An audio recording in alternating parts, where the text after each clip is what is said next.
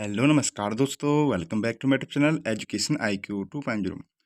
तो दोस्तों 3 अगस्त 2025 को आप सभी कैंडिडेट्स जिनका भी उत्तराखंड पुलिस का पेपर था, आप सभी ने पेपर को देख ही लिया होगा। पेपर का लेवल क्या था, कैसा आया था।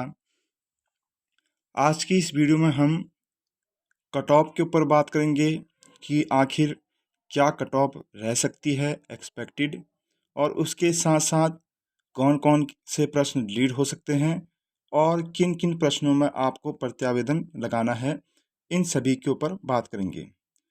तो सबसे पहले वीडियो में आगे बढ़ने से पहले चैनल को सब्सक्राइब कर दीजिए। अगर आप चैनल में नए हैं तो लाइक कर दीजिए और अपनी अपनी राय ज़रूर देना कमेंट करके। और जिसका भी जितने नंबर बन रहे हैं आंसर की में मिलाने के बाद, फ्रेंड्स आप सभी कमेंट में कमेंट करके ज़रूर बताना। चलो अब वीडियो को हम स्टार्ट करते हैं। तो इन महत्वपूर्ण बिंदुओं पर हम चर्चा करेंगे, जैसे उत्तराखंड पुलिस सिपाही भर्ती कुल पदों की संख्या कितनी है 2024 वाली भर्ती में, और कुल कितने छात्रों ने प्रतिभाग लिया, और इस बार फाइनल कट ऑफ क्या रह सकती है, कौन कौन से प्रश्न लीड हो सकते हैं, या फिर किन किन प्रश्नों में प्रत्यावेदन दिया जा सकता है। तो फ्रेंड्स सबसे पहले हम जो है कुल पदों के बारे में बात कर लेते हैं। यहाँ पर आपके 2000 पद रहने वाले हैं। ये उत्तराखंड के इतिहास में पहली बार हो रहा होगा। 2000 पद इसमें हैं। बहुत बड़ी भर्ती है उत्तराखंड पुलिस में, और इसमें कुछ ना कुछ आपको हर बार सस्पेंस मिल ही रहा है। जैसे पहले जब फिजिकल हुआ, फिजिकल के टाइम पर भी काफ़ी खींच के फिजिकल लिया गया, और फिर उसके बाद रिटर्न हुआ। रिटर्न भी अनएक्सपेक्टेड रिटर्न था ये, मतलब आयोग ने लेवल ऐसा बना रखा था, पूछो मत। PCS उससे ऊपर के कैंडिडेट्स भी इसमें मतलब मात खा जाएंगे, इस तरह का पेपर बना रखा था। फ्रेंड्स मुझे लगता है ना, जैसे जो ग्रुप C के एग्ज़ाम UK PSC को दे देना चाहिए, और जो बड़े लेवल के एग्ज़ाम है वो UK SSC को दे देना चाहिए। कम से कम UK PSC जो है सही पूछता तो है, और बिल्कुल सिलेबस के अंदर से पूछता है और सही तरीके से पूछता है। अब हम यहाँ पर बात कर लेते हैं, जैसे 2000 पोस्ट हैं इसमें, जिसमें अनुसूचित जाति के 304 पोस्ट ये सिविल पुलिस में हैं, और अनुसूचित जनजाति के 64 हैं। अन्य पिछड़ा वर्ग के 224 हैं, और आर्थिक रूप से कमज़ोर वर्ग के 160 इसमें पोस्ट हैं, और अनारक्षित के 848, टोटल 1600 इसमें आपके ऊपर ये सिविल पुलिस में है। और ये फिर 36 आरक्षण में अलग अलग डिवाइड कर रखा है, आप इसको देख लीजिए। और उसके साथ ही PAC और IRB में अनुसूचित जाति के 76 हैं, अनुसूचित जनजाति के 16 हैं, अन्य पिछड़ा वर्ग के 56 हैं, और आर्थिक रूप से कमज़ोर वर्ग के इसमें 40 पोस्ट हैं, और जनरल के 212 पोस्ट हैं। टोटल यहाँ पर 400 हैं। और आप जो है ये सब कैटेगरी जो अलग होते हैं, 36 आरक्षण जिनको मिलता है, उनको ये देख सकते हैं कितने कितने किस उसमें, जैसे अनाथ हो गया, भूतपूर्व सैनिक हो गया, होमगार्ड हो गया, किसके किसने इसमें सीट रिजर्व हैं, आप इनको देख लेना। और आपको एक बात ध्यान रखने की ज़रूरत है, जैसे जो SC ST और OBC वाले हैं, वो जनरल की सीट को भी काट सकते हैं। लेकिन जो ये अनाथ हो गया, ये होमगार्ड वगैरह हो गया, जो ये 36 आरक्षण जिनको मिल रहा है, ये केवल अपनी सीट में फाइट करेंगे, ये जनरल की सीटें नहीं काट सकते हैं। तो ये होगी हमारे कुल पदों की संख्या कितनी है, बहुत बड़ी मात्रा में यहाँ पर पदों की संख्या है। 2000 पद कम नहीं होते। अब यहाँ पर है कुल कितने छात्रों ने भाग लिया।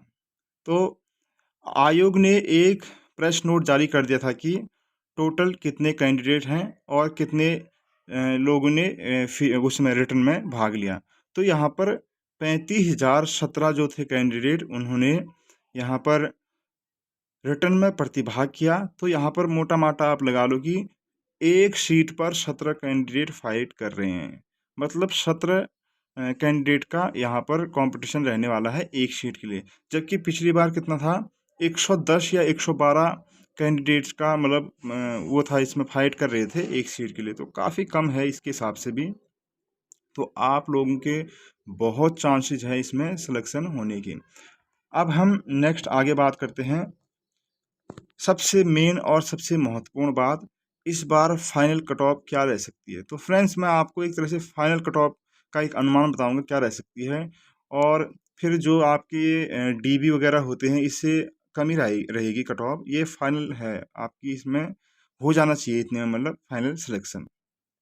तो सबसे पहले हम जो है जनरल की बात करते हैं। जनरल, तो ये कट ऑफ है, काफ़ी फैक्टर को देख के बनाया जाता है, जैसे सीटों की संख्या कितनी है, या फिर कितने कैंडिडेट ने प्रतिभाग किया, या फिर मतलब पेपर का लेवल कैसा था, इन सभी को देख के बनाया जाता है। तो अभी तक इन सभी को देखने के बाद ये अनुमान लगाया जा रहा है कि मतलब लगाया जा सकता है कि कितनी कट ऑफ जा सकती है। तो सबसे पहले है जनरल। तो जर्नल में अगर किसी कैंडिडेट के 142 से 145 के बीच में बन रहे हैं तो उसका फाइनल सिलेक्शन हो जाएगा। +- 3 आप इसमें कर सकते हैं। और ओबीसी में अगर आपके 140 से 144 के बीच बन रहे हैं तो आपका इसमें फाइनल सिलेक्शन हो जाएगा। +- 3 इसमें कर सकते हैं। और एससी, एससी कट ऑफ जो है एससी एसटी की, जर्नल ओबीसी से 7-8 नंबर कमी जाती है, आप जितना भी देखें। तो एससी की अगर आपके 132 से 135 के बीच बन रहे हैं, +- 3 आप अपना फाइनल सिलेक्शन समझिए। और इसी तरह एसटी में जो है अगर आपके 135 से 140 के बीच बन रहे हैं, +- 3 कर सकते हैं आप भी अपना फाइनल सिलेक्शन इसमें समझ लीजिए। और उसके बाद है ईडब्ल्यूएस। ईडब्ल्यूएस जो है ये जनरल ओबीसी के समान ही इसकी कट ऑफ जाती है। 139 से अगर आपके इस 143 के बीच में इसमें मार्क्स बन रहे हैं तो आप इसमें +- 3 कर लीजिए। फाइनल सिलेक्शन आपका इसमें हो जाएगा। डीबी के बाद जो आपका फाइनल जो मेरिट बनती है उसमें आपका इसमें नाम आ जाएगा।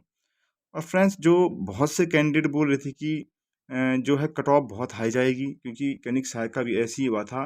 कट ऑफ उसमें पहले बता रहे थे कि लो जाएगी, बाद में हाई कट ऑफ की। तो फ्रेंड्स देखिए, कनिक सहायक में क्या है, उसमें जो प्रतिभाग करते हैं कैंडिडेट वो 18 से 42 साल तक हैं। मान लो कि वहाँ पर जैसे एक पीसीएस की तैयारी करने वाला कैंडिडेट वो ही बैठा होगा, यूपीएससी की तैयारी करने वाला कैंडिडेट वो ही बैठा होगा वहाँ पर, क्योंकि उसमें फिजिकल विजिकल कुछ नहीं होता है। उसमें केवल आपका एक रिटर्न होता है, और रिटर्न पहले होता है, और उसके बाद आपका टाइपिंग होती है। जैसे रिटर्न में तो हर कोई अपने आप को आँख निकले बैठता है कि उसकी कैसी तैयारी चल रही, क्या चल रही, और उसमें बैठने वाले भी कम से कम 1 लाख के करीब थे। तो उसमें ऑब्वियसली जो है कट ऑफ उसमें हाई जानी ही थी। तो ऐसा इसमें कुछ नहीं होगा, क्योंकि इसमें कैंडिडेट ही आपके 18 से जो 22 साल के हैं। तो और पेपर का लेवल आप देख लीजिए, बिल्कुल यूपीएससी पीसीएस लेवल का पेपर आया था। तो हो सकता है कि उन कैंडिडेट के लिए आसान हो, क्योंकि उनने इतने सालों से तैयारी कर रखा है। लेकिन जो नए नए कैंडिडेट हैं उनके लिए इसमें काफ़ी दिक्कत आई थी। तो आपकी कट ऑफ जो है उतनी हाई जाने वाली नहीं है, इसी के आसपास आपका फाइनल सिलेक्शन हो जाएगा। अब इसके बाद हम बात करेंगे कौन कौन से प्रश्न डिलीट हो सकते हैं। तो डिलीट के लिए ये कुछ प्रश्न है, ये आपके कुछ डिलीट हो सकते हैं। जैसे ये पुष्कर किस शब्द का पर्यायवाची है, और इसमें या तो 2 आंसर दे देगा आयोग, ये बी और सी, या फिर डिलीट कर देगा इनको। ये क्वेश्चन है आपका, जो एक सदैव सच बोलता है, एक क्यों सदैव झूठ बोलता है, ये भी आपका डिलीट हो सकता है। और एक ये क्वेश्चन है, 2 कथनों को संज्ञान में लीजिए। ये कहीं पे कुछ आंसर दे रखा है इसका, जैसे अगर आप गूगल वगैरह करेंगे तो उसमें कुछ और दे रखा है। देखते हैं, डिलीट हो सकते हैं। वो तो अब आयोग पे निर्भर करता है कि कौन कौन से क्वेश्चन वो डिलीट करता है, कौन कौन से नहीं करता है। अब इसके बाद हम बात करेंगे किन किन प्रश्नों पर प्रत्यावेदन दिया जा सकता है। फ्रेंड्स, कुछ क्वेश्चन ऐसे हैं जिस पर आप जरूर प्रत्यावेदन दें। जैसे ये निम्न में से किस ग्रह के सर्वाधिक उपग्रह हैं। इसमें आपको शनि इसका सही आंसर है, लेकिन आयोग ने बृहस्पति दे रखा है। तो इसका प्रत्यावेदन के लिए क्या होता है, आपको कोई वैलिड प्रूफ देना पड़ता है उनमें।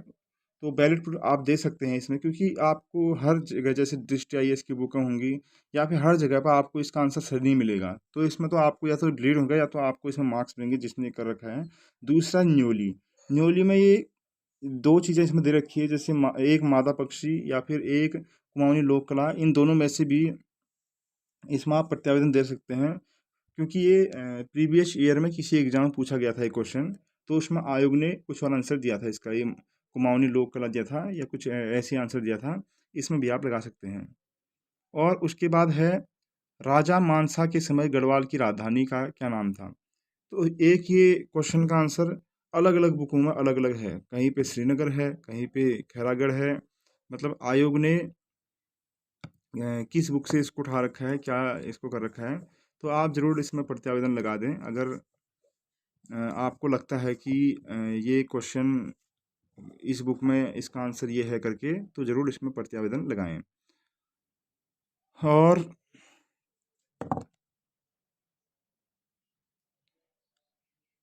फ्रेंड्स, अब ये है, अब बार बार इन चीज़ों को मत देखिए कि क्या कट ऑफ जाएगी, कैसी कट ऑफ जाएगी। क्योंकि देखो, होना इसमें 2000 कैंडिडेट्स का है, 2000 निकलेंगे, 35,000 हैं, 35,000 है, जिसमें से 33,000 आपके बाहर हो जाएंगे, जबकि 2000 कैंडिडेट में सेलेक्ट होंगे। तो जिस भी कैंडिडेट को अगर कट ऑफ, जैसे हमने कट ऑफ बताई आपको, कट ऑफ से उसके बहुत कम नंबर हैं, तो आप सभी जो है अपनी नई भर्तियों की तैयारी में लग जाइए, क्योंकि बहुत सी और भर्तियां आएंगी आगे। और जिसको लगता है कि वो कट ऑफ क्लियर कर जाएगा और उनके जो कट ऑफ हमने बताया उसी के आसपास उसके मार्क्स बन रहे हैं, वे अपने मेडिकल वगैरह और जो डीबी वगैरह की तैयारी में लग जाइए। वैसे तो रिजल्ट इसका अभी टाइम लगेगा, बट अपना तैयार रखिए हर चीज़, क्योंकि बाद में फिर काफ़ी दिक्कत हो जाती है। इसीलिए आप लोग हैं, अब जो है इन चीज़ों से हट के अपनी तैयारी में लग जाइए, क्योंकि मतलब वो कहते हैं ना कि रीस्टार्ट करना है। अगर आपका कोई चीज़ नहीं हो रहा है तो उसके बाद सीधे आपको रीस्टार्ट करना चाहिए, दोबारा से उसको शुरू करना चाहिए। कि हार जीत तो लगी रहती है, कभी मतलब जो है हार होती है तो कभी आपकी जीत भी ज़रूर होगी। एक दिन आप भी, जिसका इसमें लग रहा है कि नहीं होगा करके, वो निराश ना हो, आप भी एक दिन सक्सेस ज़रूर होंगे। तो ये एक छोटी सी वीडियो थी कट ऑफ के ऊपर। तो बहुत से कैंडिडेट बोल रहे थे कि क्या कट ऑफ रह सकती है, क्या नहीं रह सकती है। एक ये अनुमान है बस, कट ऑफ इससे ऊपर नहीं जाएगी एक तरह से। अगर जाएगी तो फिर तो कुछ ना कुछ धांधलीबाजी समझ लो आप। अगर 155 160 चलेगी तो, क्योंकि पिछली बार इतनी कट ऑफ नहीं गई थी, तो इस बार कहाँ से इतनी चली जाएगी। तो देखते हैं क्या होता है फिर आगे, और जो भी होगा ठीक ही होगा। तो फ्रेंड्स, ये थी कट ऑफ की वीडियो। आई होप आपको वीडियो अच्छी लगी होगी। आप सभी कैंडिडेट जो है अपने मार्क्स भी ज़रूर शेयर कर सकते हैं, और कमेंट में कर देना, क्योंकि जो मैंने कट ऑफ बनाई थी इसमें 3 या 4 हज़ार कैंडिडेट के जो मार्क्स थे उसके हिसाब से बनाई थी। अगर आप भी शेयर करेंगे सारे कैंडिडेट, तो इससे एक और अनुमान लग जाता है कि हाईएस्ट क्या कट ऑफ है क्या नहीं है करके। तो अभी के लिए इतना ही, मिलते हैं नेक्स्ट वीडियो में।